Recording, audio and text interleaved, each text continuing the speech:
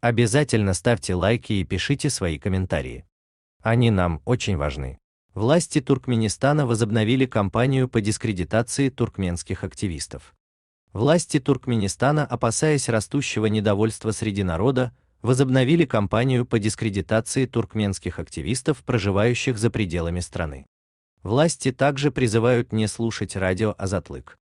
Этим, как сообщает корреспондент радио Азатлык из восточного региона Туркменистана, кампании по очернению активистов власти Либапа привлекают сотрудников правоохранительных органов и бюджетных работников, организовывая специальные встречи с ними.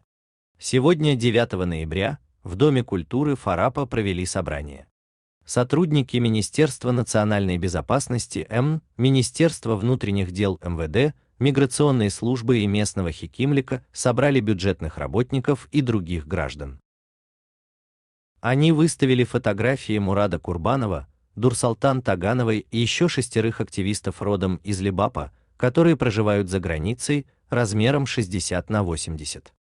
Эти 6 человек известны тем, что в последние годы активно выступают в YouTube с оппозиционными взглядами.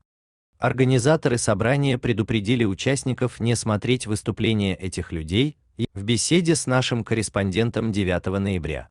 По его словам, представители властей строго-настрого запретили не ставить лайки под выступлениями этих активистов, предупредив, что это может привести к увольнению с работы.